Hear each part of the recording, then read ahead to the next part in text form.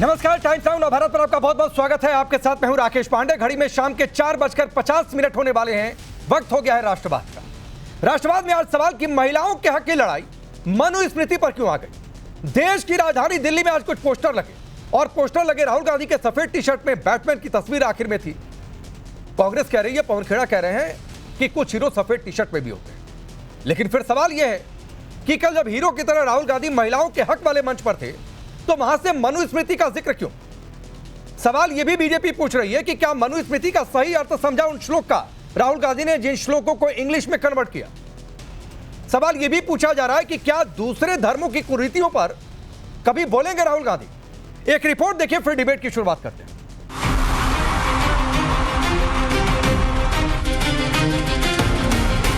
JNG के कंधे पर सियासी बंदूक चलाने की कोशिश में लगता है एक बार फिर से राहुल गांधी मिसफायर कर गए। मिसफायर वाली बात इसलिए क्योंकि कल के उनके मनुस्मृति वाले बयान पर हंगामा मचा है। पुणे में छात्रों की गूंज विमेन स्पेशल में राहुल गांधी गए तो थे महिलाओं के हक और अधिकार की बात करने, लेकिन छात्राओं का मंच राजनीतिक रूप से प्रेरित तुष्टीकरण के मंच में तब्दील हो गया। राहुल गांधी ने मनुस्मृति का जिक्र करते हुए दावा किया कि उसमें महिलाओं के अधिकारों को दबाने की बात कही गई है। I'd like to quote over here the Manusmriti, which says clearly, in childhood, a female must be subject to her father. In youth, she belongs to her husband. When her lord is dead, she belongs to her sons. A woman must never be independent. Jantar Mantar में गालियां लड़कों ने भी दी और लड़कियों ने भी दी, but प्रधानमंत्री कह रहे हैं कि गाली देना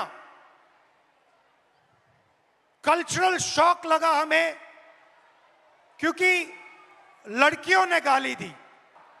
कि एक माइंडसेट है मनुस्मृति का माइंडसेट, महिलाओं को दबाने का माइंडसेट। राहुल गांधी के इस बयान पर बीजेपी की तरफ से कड़ी प्रतिक्रिया सामने आ रही। बीजेपी इसे कांग्रेस के हिंदू विरोधी नैरेटिव सेट करने का खेल बता रही, तो वहीं महिलाओं के सम्मान की बात पर सवाल पूछ रही कि अगर कांग्रेस और राहुल गांधी महिलाओं का इतना ही सम्मान करते हैं तो महिला आरक्षण बिल के खिलाफ वोट क्यों किया। कांग्रेस पार्टी के पूर्व राष्ट्रीय अध्यक्ष ने एक कार्यक्रम में ये कहा कि वो महिलाओं का समर्थन करते हैं।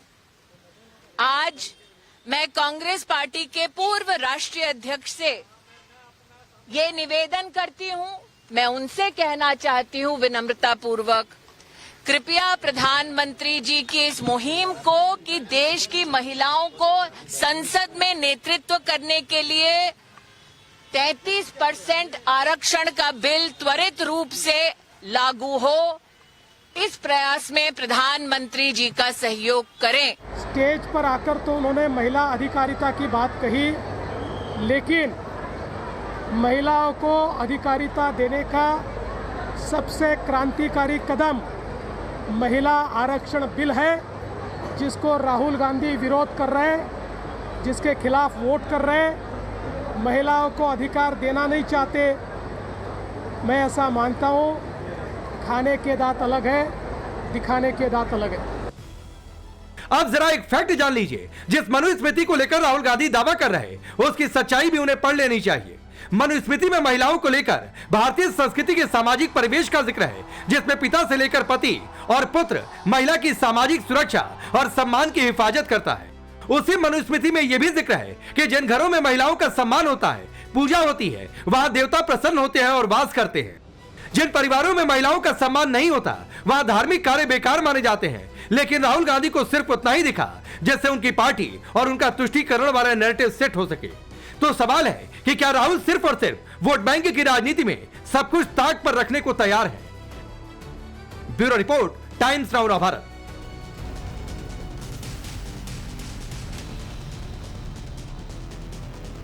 तो चलिए आपने ये रिपोर्ट देखी। मैं आपका परिचय आज के मेहमानों से करवाता हूं। सिर्फ दो मेहमान हैं बीजेपी और कांग्रेस से।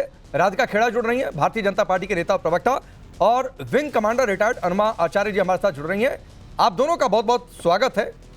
आपसे थोड़ी देर में राधिका जुड़ जाएंगी। अनुमा जी, पहला सवाल आपसे ये है कि मनुस्मृति का ही जिक्र क्यों? मनुस्मृति में तो यह भी लिखा है यत्र नार्यस्तु पूजन्ते रमन्ते तत्र देवता। जिन श्लोक को हिंदी में लिखा, उसका इंग्लिश में लिखा, उसका असल मायना, असल संदर्भ भी शायद राहुल समझ लेते तो बेहतर होता। नमस्कार आपको और आपके सभी दर्शकों को। मनुस्मृति आपने पढ़ी है क्या? क्योंकि मैंने पढ़ी है, बचपन में पढ़ी थी, तब समझ में नहीं आई थी, बाद में पढ़ी है तो समझ में भी आई। आपने पढ़ी है क्या? अगर नहीं पढ़ी है तो इस डिबेट को आगे बढ़ाने से फायदा नहीं होगा, और अगर नहीं पढ़ी है तो फिर मैं आपको समझाऊंगी, तो फिर उसमें बीच में मत टोकिएगा कि जहां मैं बताऊं आपको। देखिए 147वां 5वां अध्याय मनुस्मृति का 147वां से 169वां श्लोक, 22 श्लोक हैं जिसमें महिलाओं के आचरण, स्वतंत्रता, विधवा जीवन, इन सब को लेकर नियम बनाए गए हैं। और जो हमारा देश प्रोग्रेसिव हो रहा था, आपने देखा है, हम अडल्ट एजुकेशन की बात करते थे, हम विधवा विवाह की बात करते थे, हमारे देश ने सती प्रथा का अंत किया, उन सबको हमने एक सामाजिक जागरूकता के रूप में देखा। तो मैं आपको बताना चाहती हूं कि 147वां श्लोक है जिसके बारे में कल राहुल जी ने बात की थी कि लड़की, युवती या वृद्ध महिला किसी को भी अपने घर में कोई भी काम स्वतंत्र रूप से नहीं करना चाहिए। वही राहुल जी ने कल बताया था ना। और इसी तरह पूरे जीवन भर पुरुषों के अधीन रहने की बात जो है वो भी इसी में बताई गई है। 148वां श्लोक है वो कि बचपन में महिला पति के पिता के अधीन रहे, फिर वो पति के जरा अधीन श्लोक हो पढ़िएगा जाए, मैडम, बाद में वो। जरा श्लोक पढ़िएगा वो। हाँ। श्लोक आप मुझे बताइए ना, आपने तो पढ़ा नहीं है। दिक्कत तो ये आपको संस्कृत जब मैडम हिंदी सुनिए, समझ में नहीं आ मैडम रही है। सुनिए, अनुमा जी, मैंने अनुमा जी सुनिए, एक तो मनुस्मृति की पढ़ाई पर है तो वो डिबेट किसी और दिन कर लेंगे। हाँ, तो फिर ठीक है, आप जब मैं आपसे पूछ रहा हूं कि जिस ना, श्लोक को राहुल गांधी ने वहां पर उद्धृत किया, बोला इंग्लिश में, वो श्लोक क्या है एग्जैक्टली, वो आप बता दीजिए। देखिए, बाल्ये पितृवंशे तिष्ठेत प्राणिग्राहस्य जीवने पुत्राणम भर्तरी प्रेतेन भजेत स्त्री स्वतंत्राम। तो ये कहता है कि पहले बाल्यावस्था में पिता, युवावस्था में पति और वृद्धावस्था में बेटे के अधीन रहे। अब आप मुझे बताइए, जो मैंने शब्द बोले उनमें से आपको क्या? अब सुनिए, मैं भी पढ़ता हूं मनुस्मृति 9.3। सुन लीजिए मैडम, मनुस्मृति 9.3, पिता रक्षति कौमारे भर्ता रक्षति यौवने रक्षन्ति स्थाविरे पुत्रा न स्त्री स्वातंत्र्यम अर्हति। ये श्लोक है, और इस श्लोक में श्लोक है, मैं 148वां पढ़ रही थी। मैं भी उसी का एक श्लोक पढ़ रहा हूं। दूसरा है। नहीं ठीक है, मैं भी एक श्लोक पढ़ रहा हूं।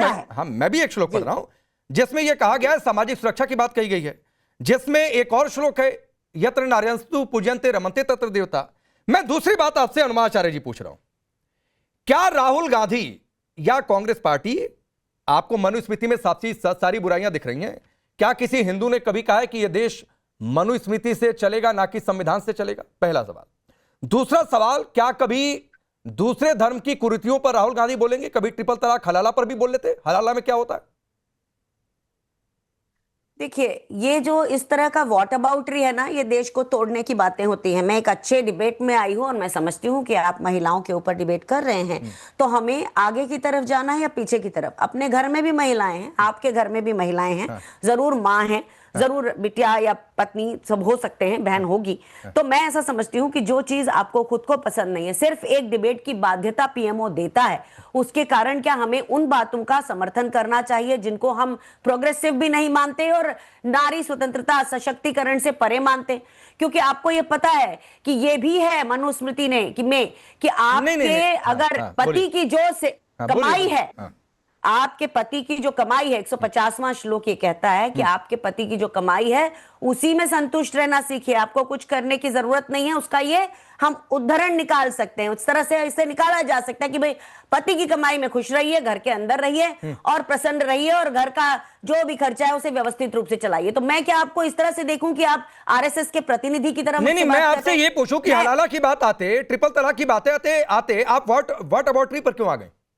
हम अबाउट पे आ रहे हैं। हाँ। आपके दर्शक भी हंस रहे होंगे क्योंकि नहीं, दर्शक नहीं हंस रहे, ये लॉजिकल क्वेश्चन है। देखिए, ये लोगों का सवाल है, लोग इस बात की चर्चा कर रहे हैं। सुनिए ना, अरे तो हलाला की बात करने की क्या जरूरत है? आपको क्या कुरीतियों की बात करनी है? हमें बात करनी है प्रोग्रेस की। क्या हम हलाला का समर्थन करते हैं या हम ट्रिपल तलाक? ना, तो राहुल गांधी ने कुरीतियों की तो बात की। आपके हिसाब से मैडम, आपके हिसाब से मनुस्मृति में कुरीतियां हैं या बहुत सारी बातें हैं जिसको समाज में आपके हिसाब से एक्सेप्ट नहीं कर सकते? आपने वही बात कही, मैंने भी उसी आधार पर एक सवाल पूछा पढ़ी है। हाँ। इसीलिए कहा था कि आपने मनुस्मृति पढ़ी है। नहीं, अब दिक्कत यह है कि अगर पूरे जो क्रिश्चियन धर्म की बुराइयां हैं, जो पारसी धर्म की बुराइयां हैं, जो मुस्लिम धर्म की बुराइयां हैं, जो हिंदू धर्म की बुराइयां हैं, मतलब आप उस पर बात नहीं करेंगे। अरे मनुस्मृति का नाम इसलिए लिया जाता है कि बीजेपी ने बार बार, इनके पूर्वजों ने, आरएसएस ने अंग्रेजों के समय में यह कहा था कि हमारी न्याय व्यवस्था मनुस्मृति थी। इन्होंने बहुत पुरजोर कोशिश की थी, इनके पूर्वजों ने पुरजोर कोशिश की थी कि वही हमारी न्याय संहिता बन जाए। और जो हमारे उस समय के जो हमारे स्वतंत्रता सेनानी थे, उन्होंने इन सब कुरीतियों को विरोध किया। ठीक है, मैं राधिका जी को लाता हूं। आपने 6-7 मिनट लाइए और इतने ही कड़े सवाल पूछिए। नहीं, अरे मैडम, फिर वही बात है, आप रुक जाइए, अभी तो शो शुरू हुआ है। इट्स जस्ट स्टार्टेड मैडम, अभी तो सिर्फ शुरू हुआ है, तो अभी थोड़ा सा धैर्य रखिए। और मनुस्मृति मैंने नहीं पढ़ी होती, नहीं मुझे ज्ञान होता, तो 2 श्लोक मैं ऐसे ही पढ़ नहीं देता। खैर चलिए, मैं आगे बढ़ता हूं। राधिका खेड़ा, हलाला की बात आते व्हाट अबाउटरी हो गई, लेकिन सिर्फ मनुस्मृति की चर्चा करेंगे और कुछ श्लोकों की ये बात कर रही हैं, उन पर आपका जवाब क्या है? वंदे मातरम। राकेश जी, राहुल गांधी की जो ये गूंज कार्यक्रम है, दरअसल वो महिला वोटर्स को एक बार फिर ठगने का एक नया राजनीतिक पाखंड है। अरे आप महिलाओं की बात कैसे करते हैं? ये वही राहुल गांधी है ना जिसने 5 न्याय लॉन्च करे थे, जिसमें पहला था महिला न्याय। जो पार्टी अपनी ही पार्टी की महिलाओं के साथ बदतमीजी होती है, बदसलूकी होती है, प्रियंका चतुर्वेदी से लेकर अनगिनत महिलाएं छोड़ दें। क्या किया राहुल गांधी ने? वो मर्दों को जिनके लिए कह रहे हैं कि औरतों को उनके अधीन नहीं रहना चाहिए, उन मर्दों को बचाने का काम किसने किया? उन्हीं मर्दों को प्रमोट करने का काम किसने किया? यही मनुस्मृति के खिलाफ बोलने वाले राहुल गांधी ने ना। तो किस मुंह से ये बात कर रहे हैं यहाँ पे? चलिए कर रहे हैं, ये अपने वाटर बाउंड्री की बात हो रही थी कि आप ध्यान भटकाना चाहते हैं, आप मुद्दे से हट ले जाना चाहते हैं, आप आगे नहीं ले जाना चाहते देश को। आपने बिल्कुल सही कहा, हलाला की ये बात नहीं करेंगे। जब ये कहते हैं कि बच्ची को कर्नाटक में और अपने प्रदेशों में कि छोटी छोटी बच्चियों को भी बुर्खा पहनना चाहिए, तब इनको कोई चीज नहीं दिखाई देगी। भाई क्यों कहते हैं? तब भी तो महिला को अपना सोचना चाहिए ना। एक तरीके से ये कह रही है कि आदमी की कमाई पे नहीं रहना चाहिए, तो इस पे क्यों रहना चाहिए कि भाई आपको बुर्खा पहनना है? तब तो इनको कुछ वोट अबाउटरी नहीं दिखेगी। और आपने बिल्कुल सही कहा, ये नहीं बोलेंगे हलाला पे, ये नहीं बोलेंगे उस ट्रिपल तलाक पे, जिसका जब शाहबानो का केस हुआ था तो राहुल गांधी के पिता ने, याद है ना क्या किया था? कोर्ट का ही केस ओवरटर्न कर दिया था। क्यों भाई? सारा का सारा किस्सा वोट बैंक पॉलिटिक्स का। उत्तर प्रदेश के चुनाव आ रहे हैं, आपको क्या लगता है राहुल गांधी कोई भी चीज देश के लिए सोचते हैं या करते हैं? अगर देश के लिए सोचते तो जैसे दिल्ली के पुलिस स्टेशन में बैठे थे, वैसे झारखंड में भी खड़े होते और कहते जो 600 बच्चों के ऊपर, जिसमें से 400 ऐसे केसेस लगाए गए हैं कि नाम नहीं लिखे गए हैं, जिस वजह से किसी भी बच्चे को उठा लिया जाएगा, वो केस एफआईआर वापस करी जाती। जो रात के अंधेरे में जिस टाइम वो घर वापस गए पुलिस स्टेशन से, उनकी पुलिस ने झारखंड पे बच्चों के ऊपर लाठियां चलाई, उस पुलिस के खिलाफ एफआईआर दर्ज कराते? नहीं करेंगे ना, क्योंकि ऐसी वोट अबाउटरी उन्होंने करनी नहीं है। सारा राजनीति का खेल। और चलिए, स्मैश द पेट्रियार्की। तो सबसे पहले अपनी सीट खाली करके प्रियंका वाड्रा को वहां बिठा देना। क्यों नहीं बिठाते? तब पेट्रियार्की को स्मैश करने का इनका मन नहीं करता? जब उन्होंने इस्तीफा दिया था कि मैं राष्ट्रीय अध्यक्ष नहीं रहना चाहता, तो बोलना चाहिए था मैं सीट खाली करता हूं अपनी उस बहन के लिए जो छोटी सी उम्र से राजनीति में इंटरेस्ट लेती है, राजनीति करना चाहती है। पूरा देश जानता है, पूरा विश्व जानता है, अन्य किताबें लिखी गई है इनके लोगों के द्वारा जिन्होंने इनके परिवार के साथ क्लोज कांटेक्ट में काम किया है, और सब ने कहा है कि किस तरीके से प्रियंका गांधी ज्यादा बेहतर है राजनीति में। क्यों नहीं स्मैश करी पेट्रिक? आगे जब रायबरेली की सीट पे लड़ना था, रहते ना केरल में, जिस केरल ने उनकी ताक और नाक बचाई थी, दे देते रायबरेली की सीट प्रियंका वाड्रा को। और क्यों नहीं देनी चाहिए? क्योंकि सोनिया गांधी जी जिस रायबरेली से लड़ती थी राकेश जी, उस रायबरेली की सीट को चलाने का काम, उसको संभालने का काम प्रियंका गांधी और उनकी टीम करती थी। राहुल गांधी नहीं करते थे। तब क्यों नहीं स्मैश करी पेट्रियार्की? तब क्यों नहीं करते स्मैश पेट्रियार्की? जब महिलाओं को उनके कांग्रेस ऑफिस में बंद किया जाता है, एआईसीसी में पीटा जाता है, महिलाएं जब प्रेस कॉन्फ्रेंस करने जाती है पार्टी की तो उन्हें अभद्र गालियां दी जाती है, सब महिलाओं को छोड़ के जाना पड़ा और वो आदमियों को टिकटें मिली, पदों पे है, तब स्मैश नहीं करी जाती पेट्रियार्की। अरे ये बात कर रहे हैं कि हमें घर मनुस्मृति की बात करें। मनुस्मृति ने पहले ही जांच लिया था कि आने वाले कलयुग में राहुल गांधी नाम का एक भ्रामक आदमी आएगा जो अपनी ही पार्टी की महिलाओं की प्रोटेक्शन नहीं कर पाएगा, तब जरूरत पड़ेगी। एक मिनट राधिका जी 1 मिनट। अनुमा जी, एक किताब है और किताब का नाम है पाकिस्तान और partition of India 1945, page number है 231 वॉल्यूम नंबर 18। और इसमें ये बाबा साहब के जिक्र हैं, बाबा साहब की बातें हैं। और उसमें क्या लिखा हुआ है, ये पेज मैं आपको दिखा रहा हूं, ये पेज है आपकी स्क्रीन पर।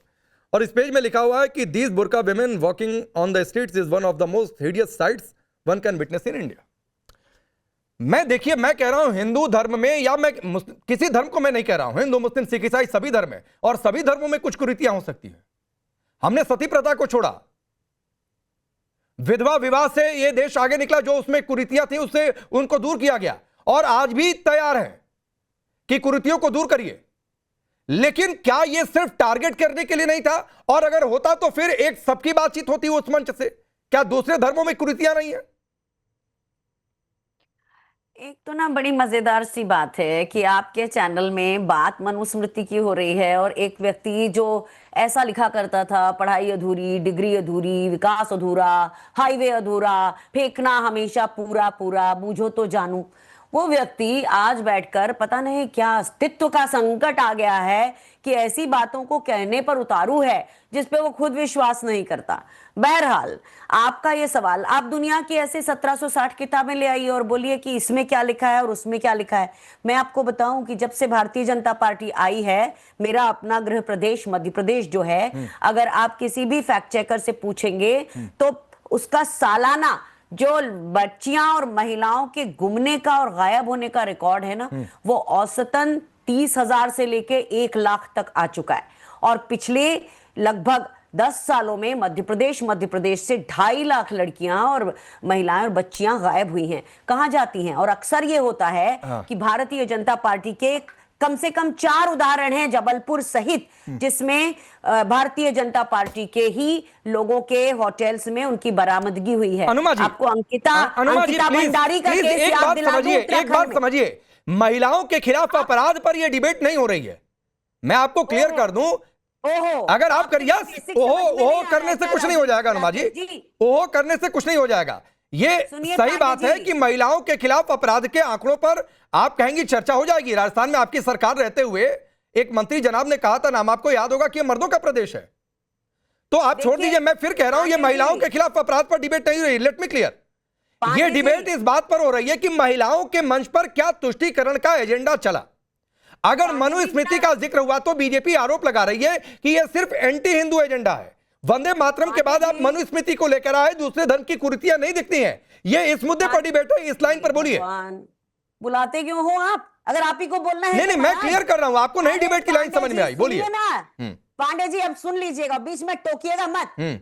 आपको पता है ना कि जड़ होती है तभी कुछ उसका पेड़ बनता है, तो ये जड़ है मनुस्मृति की सोच। इसीलिए जब देख लेते हैं ना अपराधी कि ना ब्रजभूषण शरण सिंह को कोई सजा मिलती, ना कुलदीप सेंगर को मिलती, चिन्मयानंद के ऊपर से केस वापस हो जाता है, उस समय जब अपराधी देख लेता है ना कि ये सरकार जो है रीढ़ की हड्डी विहीन है और मनुस्मृति को मानने वाली है, तो अपराधी के जो है हिम्मत बढ़ जाती है। और यही आपको समझना है। अब आप जबरदस्ती लगे पड़े अपराध में, नहीं अपराध में। अरे भाई साहब, ये भी तो समझिए कि शुरुआत कहां से होती है।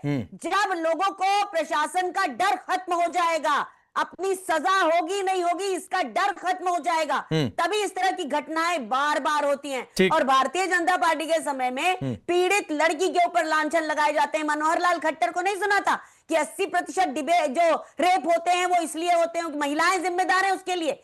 तो आपको नहीं दिखता है ये कि जड़ कहां है? मैं जड़ की तरफ इशारा कर रही हूँ, आप मुझे अलग तरीके से बता रहे हैं। तो मुझे तो कई बार ऐसा लगता है कि आपको नहीं, तो वो आपके मैं पूछ रहा हूं, उसी जड़ पर आ रहा हूं। आपके हिसाब से वो जड़ सिर्फ हिंदू धर्म में है, वो जड़ सिर्फ मनुस्मृति में, दूसरी कहीं नहीं है? अरे फिर वही बात है। क्यों फिर वही बात है? क्यों फिर वही बात है? देखिए, सुनिए, क्या आपने कभी देखा है कि हमने ये कहा हिजाब जो है स्वतंत्रता से रिलेटेड है? हिजाब माने बुर्का नहीं होता। हिजाब माने किसी का, हमारे यहाँ जो घूंघट, हमारे यहाँ महिलाएं जो गाँव में लेती हैं, आप उनका घूंघट हटा सकते हैं क्या? आप गए गाँव में, मैं तो रोज गाँव में रहती हूँ, तो वहां पर जो महिलाएं हैं ऐसा घूंघट लेके चलती हैं, क्या आप उनका घूंघट खींच सकते हैं? इसी तरह से वो किसी का अगर हिजाब वो पहनते हैं तो ये उनका स्वतंत्रता का हक है। सारी दिक्कतें हिंदू धर्म में है। अरे फिर क्या बात है पांडे जी, आप तो बिल्कुल मनुवाद की बात कर रहे हैं। ये मनुवाद की बात कहां से हो गई? ये मनुवाद की बात कहां से हो गई? आपसे हलाला पूछा, आप कहें व्हाट अबाउट ट्री पर मैं आ गया। आपसे पूछूंगा अगर अभी कि 4 शादियां 4 विवाह होना चाहिए, आप कहेंगे मैं वक्त अबॉर्टरी पर आ गया। हाँ कहेंगे। ट्रिपल तलाक पर एक आया, भर भर कर विरोध हुआ। वक्फ की बात आ रही है, भर भर कर विरोध हो रहा है। तो ठीक है मैडम, ये मनुवाद नहीं है। मैं तो कह रहा हूं कि अगर आप ये मान रही हैं कि सारी दिक्कतें हिंदू धर्म में हैं, तो बतौर हिंदू हमें जरूर सोचना चाहिए और जितनी कुरीतियां हैं उनकी लिस्ट बनाकर उन्हें दूर करना चाहिए। मैं तो कह रहा हूं, इसमें मनुवाद कहां से आ गया? राधिका खेड़ा रिप्लाई, जड़ है, वो जड़ पर प्रहार कर रही हैं। अनमा जी लेट हर आल्सो रिप्लाई। आपकी जड़ वाली बात का मैं रिप्लाई लेता हूं, आपकी जड़ वाली बात का रिप्लाई लेता हूं, आपकी जड़ वाली बात का। अनमा जी प्लीज, इस डिबेट में अभी तक 80% टाइम आपको मिला है, तो please hold on. Rakesh ji उम्मीद करती हूँ मुझे उतना टाइम चलिए बारी बारी से, कोई किसी के बीच में नहीं आएगा, कोई किसी के बीच में नहीं आएगा। राधिका खेड़ा को 2 मिनट सुनिए, फिर 2 मिनट आपको फिर मिलेगा। आप तो आए थे मेरे बीच में। राकेश जी उम्मीद करती हूँ जितना टाइम इनको मिला उससे एटलीस्ट 50% आप मुझे देंगे। केवल स्क्रीन अब टाइम मिला, please control this, please control this. अच्छा आ रहा हूं अनमा जी, इस शो में आपकी ये दिक्कत भी दूर हो जाएगी। चलिए प्लीज कंट्रोल दिस लेडी। अब यहाँ पे जड़ों की बात करते हैं, जड़ों की छोड़िए, एक बात करते हैं कांग्रेस पार्टी के राष्ट्रीय अध्यक्ष मल्लिकार्जुन खड़गे साहब। उनके सुपुत्र जो शहजादे नंबर 2 हैं, राहुल गांधी जी के बाद आते हैं, क्या कहा था उन्होंने? सनातन धर्म एक बीमारी है, उसे नष्ट करना है। तो राहुल गांधी अपने राष्ट्रीय अध्यक्ष के बेटे को फॉलो कर रहे हैं, यही राष्ट्रीय अध्यक्ष की लाइन है। क्योंकि ये बोलने के बाद कि सनातन डेंगू है, मलेरिया है, एड्स है और उसको नष्ट करना है, उसके बाद वो बने गृह मंत्री कर्नाटक प्रदेश के। दैट मीन्स कांग्रेस अध्यक्ष और राहुल गांधी उस बयान को एंडोर्स करते हैं। उसी के चलते आज ये बयान आया है। प्रोग्रेशन इनको हिंदू धर्म से चाहिए, बाकी तो देखिए हलाला करे, ट्रिपल तलाक करे और वो पहनना बुर्खा, वो तो भाई चॉइस है। लेकिन अगर मैं चाहती हूँ मेरे पिता और मेरे भाई और मेरे पति मेरी रक्षा करें, तो वो मेरी चॉइस नहीं है। वो जो प्रोग्रेशन चाहिए उससे बाहर निकलना है। लेकिन मैं आपके रिक्वेस्ट करूंगी, चाहे आप मुझे इसके बाद बिल्कुल मत बुलवाइएगा, मुझे 1 मिनट का समय चाहिए। राकेश जी, पूरे देश ने देखा है 2 दिन पहले एक और अन्य चैनल पे हमारी यहाँ पे बैठी हुई पूर्व सैनिक है, उन्होंने मेरे कहने पे, क्योंकि बार बार वो बोल रही थी कि भारतीय जनता पार्टी को वंदे मातरम नहीं आता है, बिल्कुल बोल रही थी। वो अलग बात है कि मैंने अपने जीवन काल में, क्योंकि कांग्रेस ने रूल बनाया था कि 2 ही स्टैंजा गाए जाएंगे, तो हमें स्कूल में वही सिखाया गया था। तो ये मैं प्लीज इनको कंट्रोल करिए। राधिका जी एक minute, Radhika ji 1 minute hold on. अपने चैनल की जलालत ये यहाँ निकालना चाहती है। क्या चीज का? मतलब दलील हुई थी ये वंदे मातरम गा के। नहीं प्लीज तौबा। मतलब मैंने इनको वंदे मातरम खाने को कहा तो ये दलील हुई थी। तौबा, प्लीज इनको म्यूट करिए, मैं इनके बीच में नहीं म्यूट किसी को नहीं करेंगे, म्यूट किसी को हम नहीं करते, म्यूट किसी को नहीं करते। एक मिनट बारी बारी से। अनमा जी सुनिए अनमा जी मैडम बारी बारी से ना, मैं ये कह रहा हूं कि पीसीआर, सुनिए अनमा जी, मैं इसका सॉल्यूशन देता हूं। सुनिए, आप बोलेंगी तो राधिका नहीं बीच में इंटरप्ट करेंगी और राधिका बोलेंगी तो आप इंटरप्ट नहीं करेंगी, और आप दोनों स्वतंत्र हैं अपनी अपनी बात रखने के लिए। Anma ji this is not fair. Anma ji this is not fair. मैं सबको समय दे रहा हूं, आप क्या बोलेंगी ये राधिका तय नहीं कर। Radhika ji please hold. दोनों लोगों की आवाज डाउन है, दोनों लोगों की आवाज डाउन है पीसीआर, दोनों लोगों की आवाज डाउन है। अनमा जी आप क्या बोलेंगी ये राधिका तय नहीं करेंगी, और राधिका क्या बोल रही है ये आप तय नहीं कर सकती हैं। तो प्लीज इस तरीके का सिलेक्टिव होने की कोई जरूरत नहीं है। आप दोनों अपनी पार्टी की ओर से असाइन हुई हैं, बीजेपी ने राधिका जी को दिया है और कांग्रेस पार्टी ने अनमा जी आपको दिया है इस डिबेट में शामिल होने के लिए। तो प्लीज इस तरीके से सिलेक्टिव होने की जरूरत नहीं है। अनमा जी को लाइए फिर से शो पर, और कोई किसी के बीच में पीसीआर 1 टाइम पर सिंगल पर्सन का आवाज ऑन एयर रहेगा। राधिका जी बोलेंगी सिर्फ राधिका जी, और अनमा जी बोलेंगी तो सिर्फ राधिका जी। राकेश जी मैं बोलूं? अब वो तो है नहीं सुनने को, पर मुझे अच्छा है, मुझे अपना मोनोलॉग करने का समय मिल जाएगा। देखिए ना राकेश जी, इतना कुछ हुआ, मैं कुछ नहीं बोली, इतना कुछ बोला गया, मुझ पे पर्सनल कमेंट बोला गया आपके सामने, मैं यहीं बैठी हुई थी और मैंने आज, मेरे आंखों में आंसू हैं आपसे ये बात करते रहे। इसीलिए है क्योंकि 1 दिन पहले यही महिला जो आपके शो से उठ के गई, वो एक पूर्व सैनिक है और उस बात का मैं बहुत सम्मान करती हूँ, मुझसे उम्र में भी बड़ी है। तो एक डिबेट में उन्होंने मुझे कहा कि मुझे आता है पूरा वंदे मातरम के सारे स्टैंजा और मैं गा सकती हूँ। मुझे बहुत खुशी हुई कि कांग्रेस पार्टी में भी आज भी ऐसी रीढ़ वाली महिलाएं हैं जो राहुल गांधी के दिए हुए फरमान, सोनिया जी के दिए हुए फरमान के बावजूद भी पूरा के पूरा वंदे मातरम गाने का जिगरा रखती है। और मैं उस सम्मान में खड़ी हुई ये कह के कि मैं आपको सल्यूट करती हूँ। उन महिला ने गाया, वो अलग बात है, उन्हें पढ़ के गाया। ये हमारे कॉन्स्टिट्यूशन में नहीं लिखा है कि हम पढ़ के नहीं गा सकते और हमें कंठस्थ याद रखना है। हालांकि उन्होंने कहा था उन्हें कंठस्थ है, वो मेरा प्रॉब्लम नहीं है। पर आई एम वेरी हैप्पी चाहे मुझे नीचा दिखाने के लिए, चाहे जो करने के लिए, ठीक है, उन्होंने कम से कम पूरा के पूरा वंदे मातरम गाया एंड आई सल्यूटेड हर। और उसके बाद क्या हुआ, मैं इसलिए ये क्यों सुनाई ये बात, हाँ, ये बैकग्राउंड, क्योंकि रूट्स की बात हो रही है। हाँ, उसके बाद से ये जो राहुल गांधी महिलाओं की रक्षा सम्मान की बात कर रहे हैं, मनुस्मृति को गाली दे रहे हैं, पूरी की पूरी कांग्रेस पार्टी इंक्लूडिंग इस महिला, जिस तरीके की घटिया, चलिए राधिका जी, जिस तरीके की घटिया अपशब्द, आप अगर राधिका जी ना, सुनिएगा 10 सेकंड बस, 10 सेकंड में आ रहा हूं अनुमा जी, फिर पूरा समय आपका है। 10 सेकंड में आ रहा हूं, just give me 10 second, 10 second ज्यादा बुरी है, प्लीज सुनिए। ये मनुस्मृति से ज्यादा खतरनाक सोच है, क्योंकि एक महिला को, क्योंकि ठीक है, इनके आका का मैंने फरमान इनसे तुड़वा दिया, तो चलिए राधिका जी, अब अगले 2 मिनट कोई बीच में नहीं आएगा। 1 मिनट, हाँ राधिका जी प्लीज। पार्टी की महिलाएं, ठीक है, जिस पार्टी की महिलाएं दूसरे सांसदों का भाव लगाती हैं, ठीक है, क्योंकि मैंने इनसे वंदे मातरम, ठीक है, अब अगले 2 मिनट सिर्फ अनुमा जी के हैं, कोई बीच में नहीं आएगा,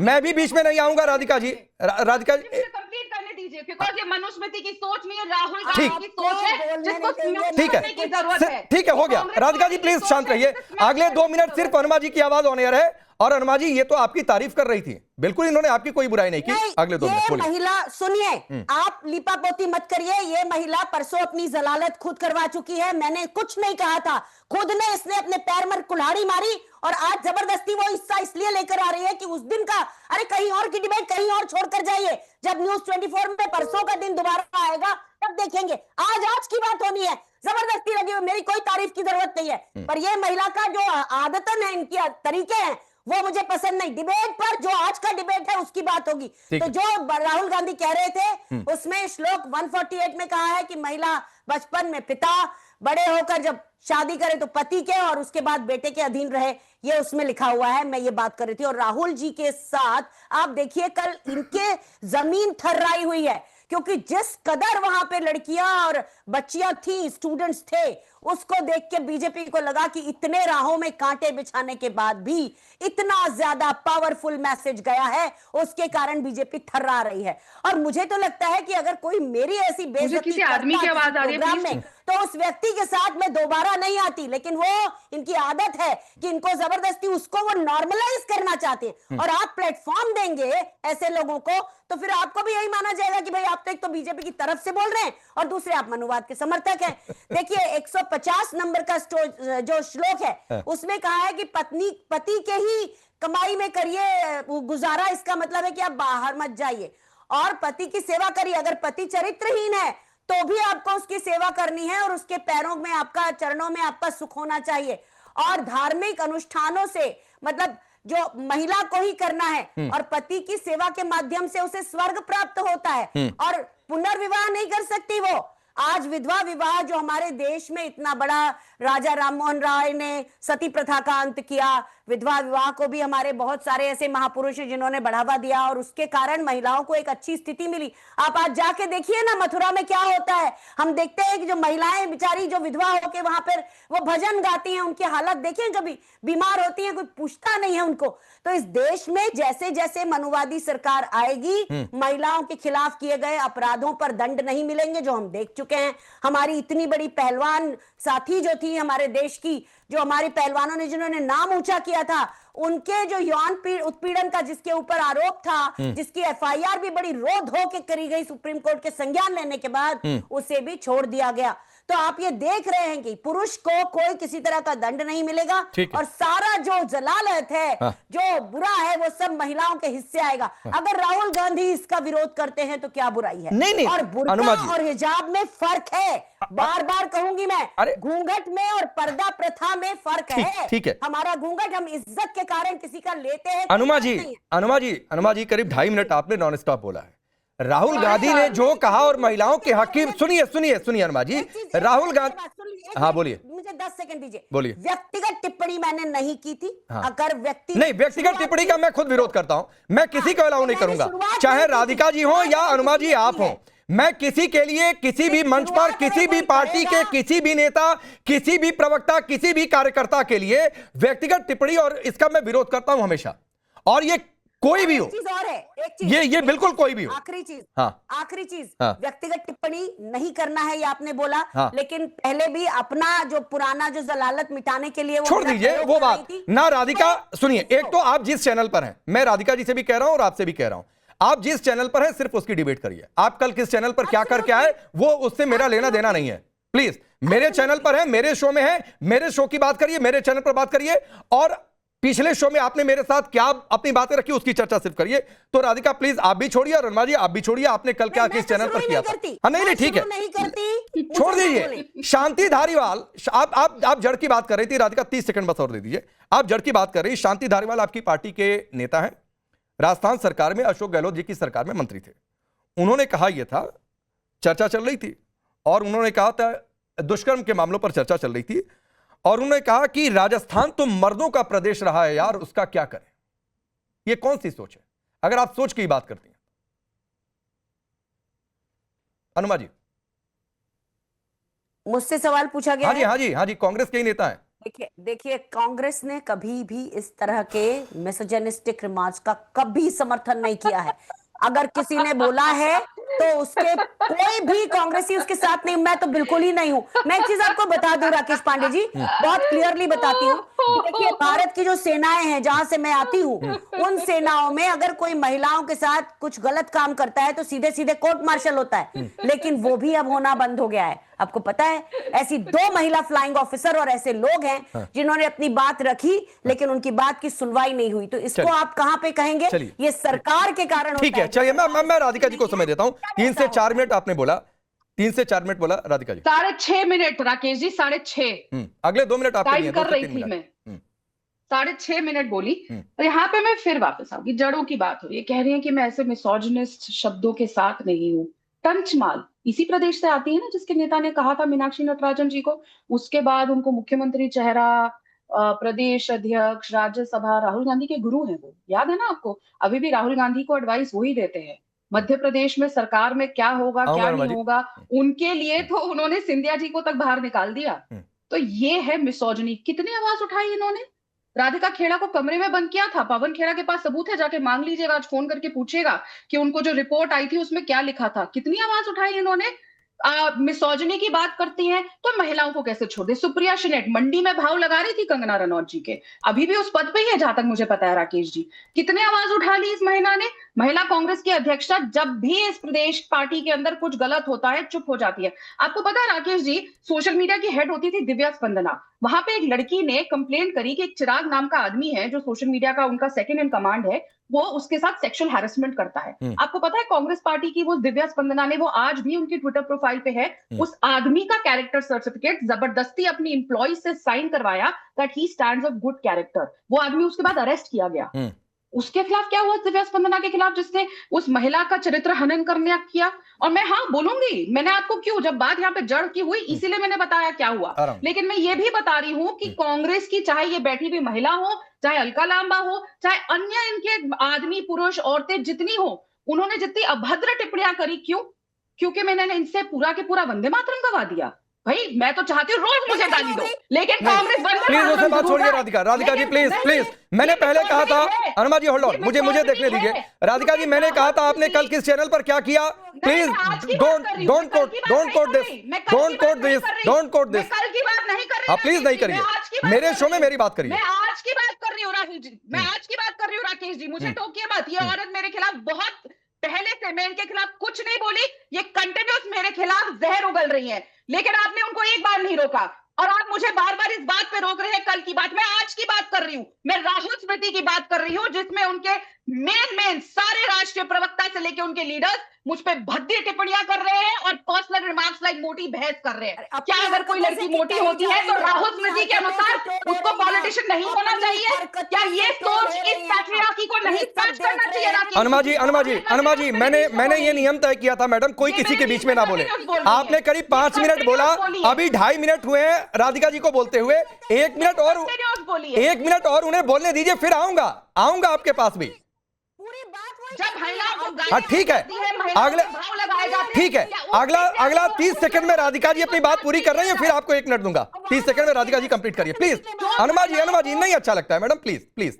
जो हम जैसे 30 सेकंड उन्हें दीजिए प्लीज। हाँ, माल मंडी में भाव हिप्पो, हम व्यापारियों पर जो ये राहुल स्मृति से शब्द आते हैं उसके स्मैश पेट्रियार्की नहीं करना चाहिए, और उस पेट्रियार्की को स्मैश नहीं करना चाहिए जो 33% महिला रिजर्वेशन के खिलाफ वोट किए। उसके तुरंत बाद बंगाल ने उनको स्मैश किया, बिहार ने उनको स्मैश किया, तमिलनाडु ने उनको स्मैश किया, हर जगह वो स्मैश हुए इसी पेट्रियार्की को। लेकिन क्या हो रहा है, ये फिर भी महिला को नहीं आने देते। चलिए मैं एक रिप्लाई ले लेता हूं, आखिरी एक मिनट है। नहीं आने देते। हाँ। अरे जो प्रियंका को ही सत्ता नहीं देना चाहते वो तो ठीक है। आखिरी एक मिनट अनुमा जी आपको देता हूं, और उसमें एक दो बातें आई हैं। एक तो राहुल स्मृति एक वर्ड क्वाइन कर रही है राधिका खेड़ा, उसका जवाब दीजिएगा। और एक और बात है, लोग कह रहे हैं कि प्रियंका गांधी को ही आगे कर दीजिए अगर इतनी महिलाओं की बातचीत हो रही है तो। अरे इनका प्रॉब्लम क्या है? देश के प्रधानमंत्री ने इस देश में जो 33% आरक्षण विपक्ष ने ध्वनिमत से और पूरी तरह से पारित किया, उसको लागू क्यों नहीं कर रहे हैं? ये क्या आपके दर्शकों को झूठ बोला जा रहा है? अरे अभी 543 के साथ करिए ना, क्यों नहीं कर पाते हैं लागू?